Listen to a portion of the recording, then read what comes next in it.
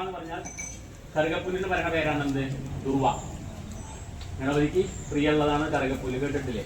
അത് ദുർവ എന്ന് പറഞ്ഞാൽ കറുകപ്പുല്ലാണ്. കറുകപ്പുല്ല് ഹോമിക്കുന്നത് നമുക്ക് ആയുസ് വർദ്ധിക്കാൻ വേണ്ടിയിട്ട്. അപ്പൊ രോഗാവസ്ഥകൾ ഉണ്ടായിട്ട് നമുക്ക് ആയുസ് ഉണ്ടായിട്ട് പ്രത്യേകിച്ച് കാര്യമൊന്നുമില്ല. അപ്പൊ രോഗാവസ്ഥകളെ മാറ്റിയിട്ട് നമുക്ക് ദീർഘായുസ് പ്രദാനം ചെയ്യാൻ വേണ്ടിയിട്ടാണ് കറുകപ്പുല്ല് ഹോമിക്കുന്നത്. അഞ്ചാമതായിട്ട് പാല് ഹോമിക്കും. പയസാ കാര്യസിദ്ധ്യസ്, കാര്യങ്ങളൊക്കെ സാധിക്കാൻ വേണ്ടിയിട്ടാണ് പാല് ഹോമിക്കുന്നത്.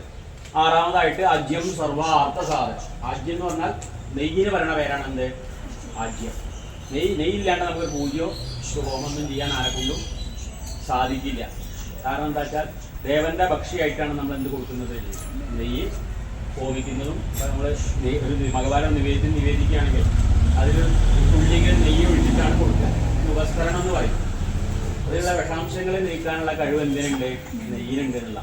നല്ല ശുദ്ധമായ തേനും നെയ്യിനും ഒന്നൊരു എക്സ്പയറി ഡേറ്റ് ഇല്ല. എത്ര കാലമാണെങ്കിലും അത് ഇരിക്കുന്നത് ശുദ്ധമായതാണെങ്കിൽ. ശുദ്ധമായ പശുവിൻ്റെ, നാടൻ പശുവിൻ്റെ പുല്ലൊക്കെ തിന്ന് നെയ്ഞ്ഞ് നടക്കണ പശുവിൻ്റെ പാല് കറന്ന് കാച്ചിയിട്ടുള്ള ഉറവിച്ച് കലക്കിയെടുക്കണ നെയ്യിന് ഒരു എക്സ്പയറി ഡേറ്റ് ഉണ്ടാവില്ല. എത്ര കാലമാണെങ്കിലും കേടുവരാതെ സൂക്ഷിക്കാനുള്ള കഴിവുണ്ട്. പിന്നെ അതിന് വിഷം നിർവീര്യമാക്കാനുള്ള കഴിവും നെയ്യിനുണ്ട് എന്നുള്ളതാണ്. അപ്പോൾ നെയ്യില്ലാണ്ട് പൂജ്യം ഹോമൊന്നും ആരെക്കൊണ്ടും ചെയ്യാൻ നമ്മുടെ സമ്പ്രദായത്തിൽ പറ്റില്ല. അതാണ് മനസ്സിലായോ? അപ്പോൾ നെയ്യ് ഹോമിക്കുന്നത് 4 അർത്ഥങ്ങളുണ്ട്. എന്തൊക്കെയാണത്? ധർമ്മം, അർത്ഥം, കാമം, മോക്ഷം. ആ പുരുഷാർത്ഥങ്ങൾ നേടാൻ വേണ്ടിയിട്ടാണ് നമ്മൾ നെയ്യ് ഹോമിക്കുന്നത്. അവസാനമായിട്ട് പായസം പുഷ്ടിതം പ്രഭുത്വം. പായസം ഹോമിക്കും.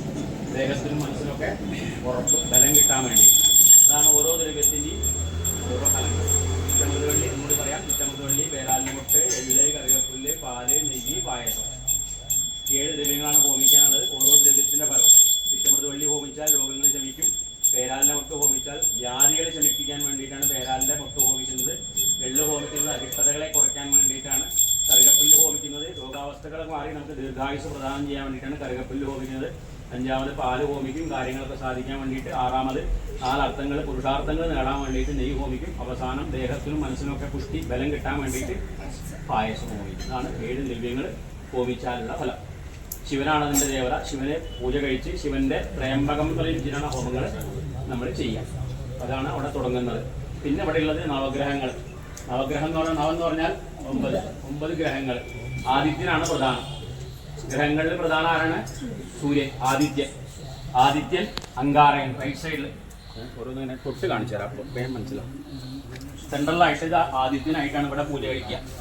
ഇവിടെ ചൊവ്വ, ഇവിടെ ശുക്രൻ, സോമൻ, ബുധൻ, ബൃഹസ്പതി, ശനി, രാഹു, കേതു. അങ്ങനെയായിട്ടാണ് പൂജ കഴിക്കുക. നവഗ്രഹങ്ങളിൽ പൂജ കഴിക്കാൻ അടിസ്ഥാനം തന്നെയാണ് ഗ്രഹദോഷങ്ങൾ മാറിയിട്ട്.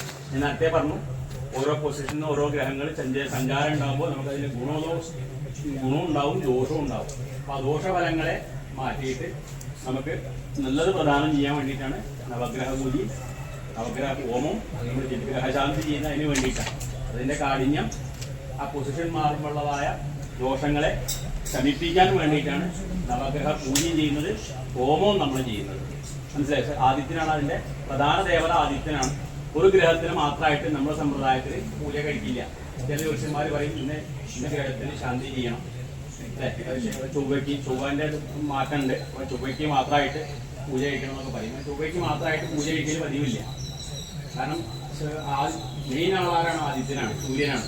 സൂര്യനും അതിൻ്റെ ഉപദേവതകളുമാണ് മറ്റുള്ളവരൊക്കെ. അപ്പോൾ സൂര്യന് പൂജ കഴിക്കാണ്ട് ചൊവ്വയ്ക്ക് പൂജ കഴിക്കാൻ സാധിക്കില്ല എന്നർത്ഥം. മനസ്സിലായി? അപ്പോൾ നവഗ്രഹങ്ങൾക്ക് മൊത്തമായിട്ടാണ് നമ്മളതിൽ സമ്പ്രദായത്തിൽ പൂജ. നവഗ്രഹങ്ങളെ അതേപോലെ അരിഷ്ടതകളെ കുറയ്ക്കാൻ വേണ്ടി നേരത്തെ പറഞ്ഞു. തീരുമാനി രോഗാവസ്ഥകളൊക്കെ മാറി നമുക്ക് അരിഷ്ടതകളെ കുറയ്ക്കാൻ വേണ്ടിയിട്ടാണ് നവഗ്രഹങ്ങൾക്ക് പൂജ കഴിക്കുന്നത്. അതിന് വേണ്ടിയിട്ട് തന്നെയാണ്. നല്ലോണം ഈ ദേവത ആരാണ്? ശിവനാണ്. ശിവനാണ് അവിടെയും പൂജ വരിക. ആദിത്യൻ എന്ന് പറഞ്ഞാൽ പിതൃസ്ഥാനാണ്. പിതൃസ്ഥാനം എന്ന് പറഞ്ഞാൽ അച്ഛൻ്റെ സ്ഥാനം. അച്ഛൻ എന്ന് പറഞ്ഞാൽ ശിവനാണ് സങ്കല്പം. മനസ്സിലായോ? നല്ലോണം പ്രാർത്ഥിച്ചിട്ട് കുടുംബത്തിൽ നിന്ന് അപമൃത്യുദോഷങ്ങൾ, അകാല മൃത്യുദോഷങ്ങൾ, രോഗാരുതങ്ങൾ വിട്ടുപോകണമെന്ന് ആദ്യം ശിവനെ മനസ്സ് സങ്കല്പിക്കുക, പ്രാർത്ഥിക്കുക, ഒഴിയുക. അദ്ദേഹം പറയുമ്പോൾ അതിലേക്ക് പോകും, ക്ഷമതയിലേക്ക് പോകും, ഒഴിഞ്ഞു. അതൊന്നും